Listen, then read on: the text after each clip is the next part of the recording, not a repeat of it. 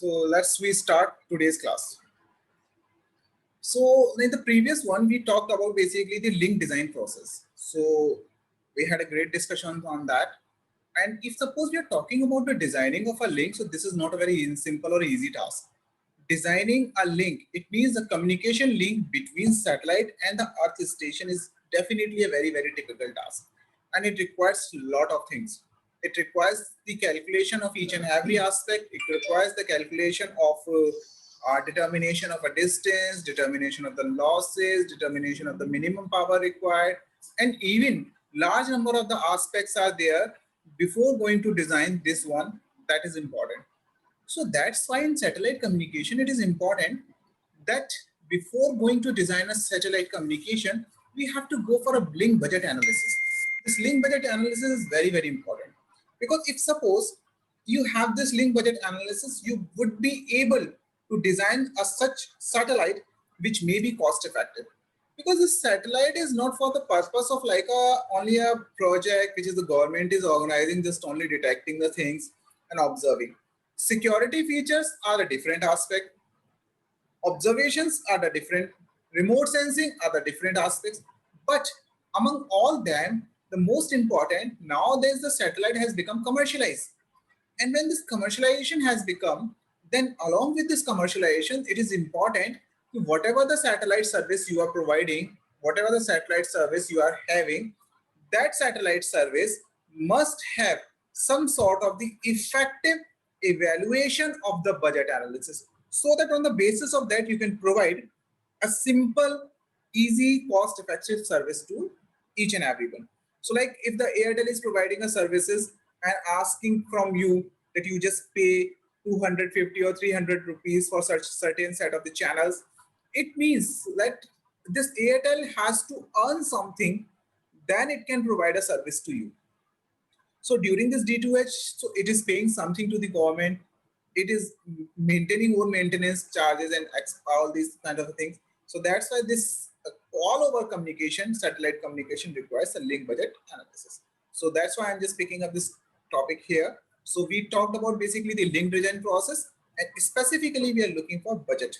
So let's begin with that. What are the factors and what are the prominent areas where one has to, if suppose you are just going to plan a satellite or going to plan a satellite, designing of a satellite or launching of a satellite, or working in some industries where this satellite communication is working upon, where this satellite communication process are going on, and you have an opportunity to work up there. So you have to go for this process.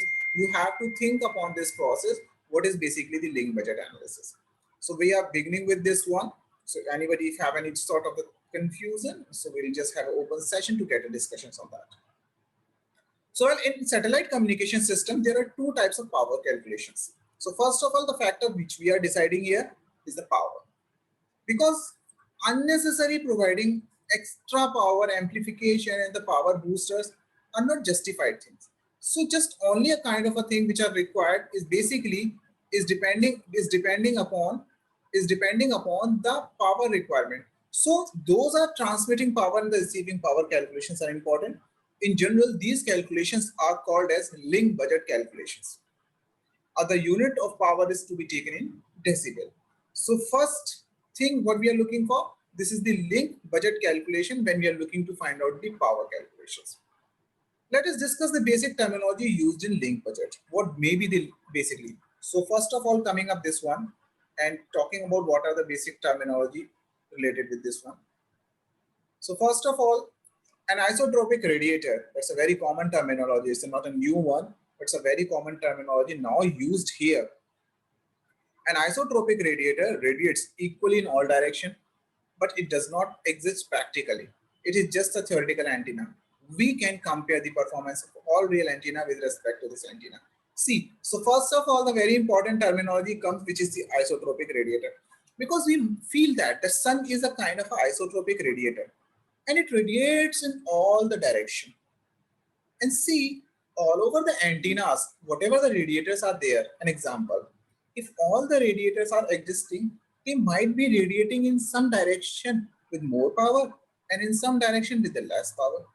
So all these calculation, all these values, how it can be compared, that what is basically the gain of an antenna, what is efficiency of an antenna, what is the effectiveness of the antenna, how it can be compared. So that's why an ideal system has been maintained, and that ideal system is talked about like isotropic radiator.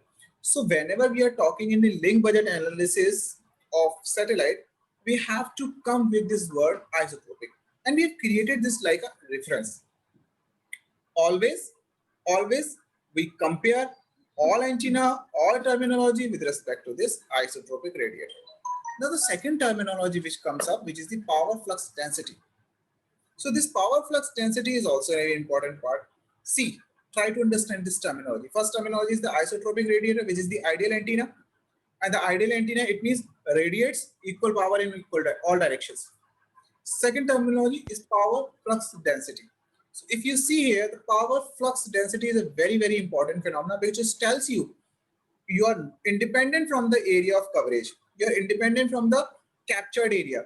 You are finding a power radiated in a unit area in the unit direction depending upon surface. Because the power, if suppose radiating, it may be falling down on somewhere. It may be. So let's talk about this. So power flux density assumes an isotropic radiator is situated at the center of a sphere. Like we have a football, and in the football we have a center, and it is a radiator being situated. So just assume like that. The football is the outer surface. Sphere having a radius. So from center to surface of a football, because it's a spherical shape, is R. So finally, you're looking for the power flux density formula. The power flux density formula is nothing but it is PS upon 4 pi R square. Now you see, if suppose we have certain ball, okay, we have certain ball, and on that particular ball, you have a large surface, and at the center, you are having a radiator, and this radiator is radiating in such a way that it is providing power to each and every point of surface. So if suppose your surface is not the complete one, you're looking to find out the power at only one point. Example, just take an example. You have this surface and you have radiator here, and so energy is being fallen on that like that. It is radiating and falling like that. It is happening. But if you are looking to find out the power only at a one point, what you can do? You have a total power P, you have an area, you just divide it and assume that is an isotropic radiator and radiating equally at all the points. So you can easily get this power flux density, which is given by PS upon 4 pi R square. So this PS upon 4 pi R square, it means PS is the radiated power, or 4 pi R square is nothing but surface area of a ball or surface area of a sphere. Because if a radiation starts, it covers all directions. So what will be the extreme limit? The extreme limit, like in three-dimensional plane, is a sphere. So that is the same. So by this flux density, you can easily find out a unit value, a very unit value of power dropping on certain surface. So by this one, the third terminology, which is important. See, all these terminology we are going to discuss because we have to find out an antenna. We have to find out a communication link, and that link have parameters. And before going to design this particular system, we have to calculate all this one. What is the minimum requirement of flux density? What is the minimum requirement of antenna gain? That's all important. That's why we are studying up here. So now we are studying about this antenna gain. So talking about this antenna gain, what is antenna gain? So antenna gain is nothing but this is an ability of an antenna by which it provides radiations in a certain direction. Because we assume that antenna is always taken with the comparison of isotropic radiator, equal in all direction. But if suppose you need a directional antenna, then directional antenna must concentrate its total power, which were radiated in all the direction, in a certain direction. It's a very same, like you have an electric bulb and you have a bulb in hand and you are making it on. So you find that illumination is all around. Even it's not isotropic radiator because it is illuminating, but at the back side of that bulb, you may find that somewhere the illuminations are not there, light are not there, but almost this bulb is covering almost area of a certain sphere, certain room or certain area, whatever you have just taken. But if you're putting that bulb into a torch, what you are doing? You are recollecting all energy and concentrating into one direction. And this process is called as a gain of antenna. Same happens. So antenna radiates in all direction. And when an antenna is capable to recollect all this energy and concentrate in a certain direction, then this is called as a gain of antenna. What is and how much the gain of antenna is here. So this can be calculated as I was talking, that this is totally depending upon what? It is depending upon radiations in all directions. So who is radiating in all direction? Isotropic. So just compare this one. So if you see here, the gain of a practical antenna is defined as the ratio of maximum power flux density of a practical antenna. It means antenna is here. What is the maximum power flux density in a certain direction? And divided by the isotropic radiator. So the isotropic radiator is uniform all over. And antenna which you are using, it is concentrating in one direction. So how much it is concentrating in one direction, that can easily be calculated with the gain of antenna. Therefore, the gain of the antenna can be calculated. So this is another important aspect. Next, coming up, equivalent isotropic radiated power. So if you see here,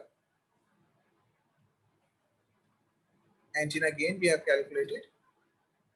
Then we are looking for this one, equivalent isotropic radiated power, which is in short called as a EIRP, equivalent isotropic radiated power.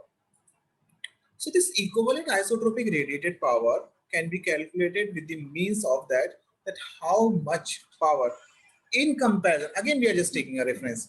Reference is always taken from the isotropic radiator. So in reference, again, you are just taking comparison from isotropic radiator to really find out that what is the power. So if you see here, this is EIRP. It means equivalent isotropic. And here it is what? Gain. Here it is what? The power radiated.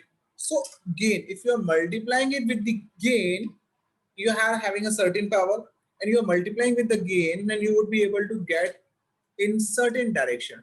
So this EIRP, equivalent isotropic radiated power, is the main parameter that used in measurement of link budget, because this radiated power is finally going to tell you that how much power from your earth station to satellite will be moving on.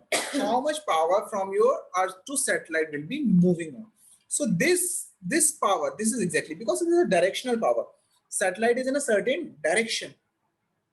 And we need to have this power, that how much gain of the antenna is here and how much it is concentrating. Just very same example. If suppose you are in like a dark place and you find that in your room somewhere something is being kept. Where is your anything is there? You have just kept something like your key is here, and somehow you just have a there is no electricity, so you are just making your torch on, and now you are moving your torch from one point to another point and checking where is your key. So now you are concentrating that it was near around on table. So you're concentrating on table and connecting it exactly on a key. Once you get that key, that yeah, key is here. So you are focusing your power, whatever the power, cell power, battery power, electric bulb power, which is being used inside that, is focusing on that. So this is exactly the equivalent isotropic radiated power, because this power is going to help you to find the key, help you to watch the key. Same thing happens in the case of the satellite too. So what is the power you are providing to the free space is going to be connected with the satellite. So this can, in the form of decibel, can be calculated, just taking a gain and PS into decibel. So this is a very simple process by which you can go for. Third, we are coming up. So what we have just taken previously the power.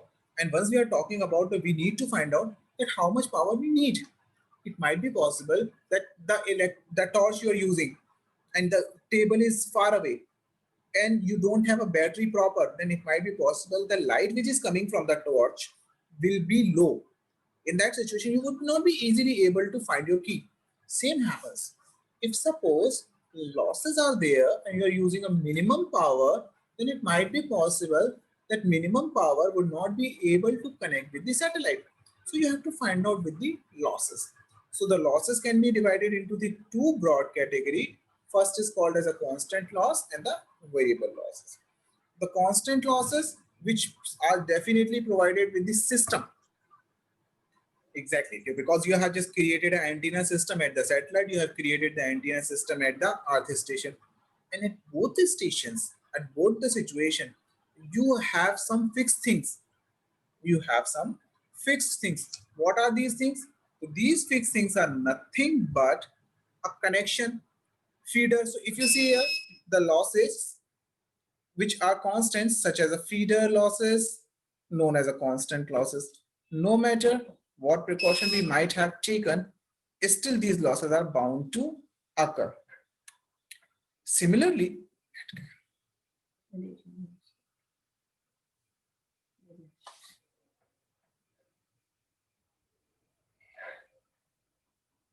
तो इस link budget के लिए हम लोग बात करते हैं तो हमें पता चला कि फ्यू टर्मिनोलॉजीज आर देयर, कुछ ऐसी टर्मिनोलॉजीज हैं जिन टर्मिनोलॉजी पर हमें इस लिंक बजट एनालिसिस को करना होगा. What are this terminology? सबसे पहले किसी भी सिस्टम के अंदर अगर आपको लिंक क्रिएट करना है तो सबसे पहला सबसे इंपॉर्टेंट एस्पेक्ट होता है एंटीनास. और जब एंटीनास की बात करते हैं तो सारा का सारा कम्युनिकेशन उन्हीं के थ्रू होना है, लिंक उन्हीं के थ्रू सेट होना है. तो कुछ पैरामीटर्स ऐसे हैं जिनको हमें ध्यान में रखना पड़ेगा. जैसे पहले टर्मिनोलॉजी जो हमेशा यूज होती है एंटीनास के रेफरेंस में बात करने में, वो टर्मिनोलॉजी कहलाती है आपके आइसोट्रोपिक रेडिएटर. ये जो आइसोट्रोपिक रेडिएटर्स होते हैं ये हमेशा कंपैरिजन के लिए यूज किए थे. एंटीना क्या कर रहा है, कितना कर रहा है, कितना रेडिएट कर रहा है, क्या उसकी वैल्यूज है ना, ये all these things are compared with isotropic radiator. Second होता है उसकी पावर फ्लक्स डेंसिटी. अगर उससे एनर्जी निकल रही है तो किसी यूनिट एरिया पर कितनी एनर्जी फॉल डाउन होगी, how much energy is going to fall down, ये कहलाती है उसकी लिंक बजट एनालिसिस. ठीक सिमिलर थर्ड हम जाते हैं पावर फ्लक्स के बाद में, तीसरा पॉइंट आता है एंटीना का गेन. कितनी पावर फॉल होगी एरिया पे, ये पता होना जरूरी है क्योंकि एंटीना से एंटीना के बीच में पावर फॉल है, पावर रिसेप्शन है, पावर का कनेक्शन है. Then we come upon antenna gain. फिर आता है एंटीना गेन, कितनी कैपेसिटी एंटीना की इस फैली हुई पावर को एक सर्टेन डायरेक्शन में कॉन्सेंट्रेट कराने की. तो this is called as a gain of antenna. तो गेन ऑफ एंटीना हो गया, ये बहुत जरूरी पैरामीटर हो गया.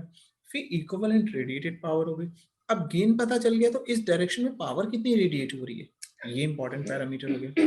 Then we are coming on what losses. जब हमने सारी पावर की बात कर ली, एंटीना गेन की बात कर ली और सब कुछ डिजाइनिंग की बात कर ली, so we have to understand about that what are basically the losses. क्या लॉस फैक्टर, या एग्जैक्टली किसी भी चीज की डिजाइनिंग में हमने डिजाइन करके लेके आ गए, लेकिन it always depends upon what is the loss factor, where it is going to be use. आपने एक बाइक तैयार की, आपने एक कार तैयार की, एंड नाउ इट्स इंपॉर्टेंट कि इस कार का माइलेज जो होगा, जो बाइक का माइलेज होगा, वो इस बात पे डिपेंड करेगा where it is going to be ride on, ये कहाँ पे चलने वाली है. ये हाईवे पे चलेगी, it's a plain flat road, mountain areas पे चलाई जाएगी जहां पर चढ़ाई या इंक्लिनेशन हैं आपके, और वहां चढ़ाई जाएगी जहां पर ऊबड़ खाबड़ रोड है, लाइक है ना, you have a pot holes over there. So it all depends upon, ये वहां पे डिपेंड करेगा कि आपको वो चीज यूज कहाँ करनी है. तो लॉसेस फैक्टर्स होंगे because the losses will create the change in efficiency, change in performance. भाई बाइक का बैलेंस आपने कहा बहुत अच्छा है, but it's a good balance on highway, but this balance is not good where you have pot holes. जहाँ पे गड्ढे हैं बहुत सारे, वहां पे बैलेंस अच्छा नहीं है. So the parameter falls down. So we have to talk about what is the losses. So the losses are created into the two categories. One is called as a constant loss and second is called as a variable loss. So the constant loss and the variable losses are depending upon two things. Constant loss are always come with the system. जो system आपने लिया है उस systems के साथ में आते हैं constant losses. सिस्टम के साथ में कांस्टेंट लॉसेस आने का मतलब क्या है कि जो अभी आपके पास में सिस्टम है, जैसे आपने एंटीना डिजाइन लगा रखे हैं, स्टेशन बना रखे हैं, ट्रांसमीटर बना रखे हैं, उनके साथ. सो The losses which are constant such as feeder losses, जो आपने feed दिया हुआ है, are called as a constant losses. No matter what precautions we might have taken, still these losses are bound to occur. भाई antenna के साथ आपने wire connect करके फीड दे रहे हो, तो जहां पर आपने सोल्डरिंग की है तो लॉस होगा ही होगा, उसमें you can not change anything. So this kind of a losses are always there. तो हमें इतनी पावर मेंटेन करनी पड़ेगी बाय अज्यूमिंग दैट लॉस, वो अज्यूम करके चलना पड़ेगा, है ना, वो हो गई होगा. Some losses are called as a variable losses. सबसे important variable losses की जब भी बात करो तो you should understand that variable losses are because of atmosphere. Atmosphere सबसे बड़ा कारण है, ठीक है. So another type of losses are the variable losses. The sky and the weather condition is an example of this type of loss. Then going for the link budget calculations. If suppose we are going to link budget calculations, so let's discuss this one. So there are basically main two types of link budget. So first of all, earth station uplink and downlink. So basically we have uplink and a downlink process. So here, first of all, we are looking to get the earth station uplink process. So earth station uplink process must have a certain equation. We have to go for some equations. We have to go for some calculations. Jin calculations में हम values को substitute करके, जितने calculations हमने values में substitute करने के बाद हम उसको यूज करने वाले हैं, so we should have something. So here we have this earth station uplink calculation. If you see here this calculation can be taken up as C by N naught. So if you're going up this here, just a minute, my UPS is, so this is the first equation. So this is the basically carrier to noise density ratio. So if you are looking to create a link budget equation, that's a very, very important equation, and many times it is being asked, do you know about the link budget equation? Do you say, yes, I know this equation. मुझे पता है क्या होगा link budget equation में? That this is C by N naught, which is the carrier to noise density. EIRP we have already talked about. This is the equivalent radiating power we were talking about for the isotropic radiator. G by T, we are talking about the G by T is a satellite receiver gain to transmitting power ratio and unit into dB by K. So here we are just taking a gain, here we are just taking a temperature. So gain divided by the temperature that we are taking. Again, we are considering about the losses, and over that we are considering all kind of gain values. So this is basically the main equation, which is called as a link budget equation. And one has to go for this link budget equation until unless you would be able to find out this carrier to noise ratio density. So until unless carrier to noise ratio density, this is important part, and this has to be taken care very nicely. So if we see here, so this equation can be written as in terms of link budget. So we should go for like that. If we are taking ground satellite into the consideration, then the free space spreading loss, FSP, should also be taken into the consideration. If antenna is not aligned properly, then the losses can occur.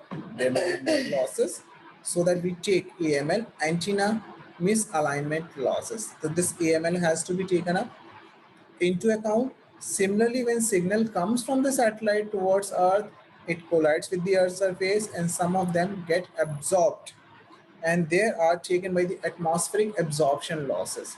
So here you go for this, what kind of a losses may be there? FSL, RFL, AML, AA, and PL. So RFL stands for the receiver feeder losses, and PL stands for the polarization mismatch losses. So this is all about the equation that can be calculated, and the receive power equation is here.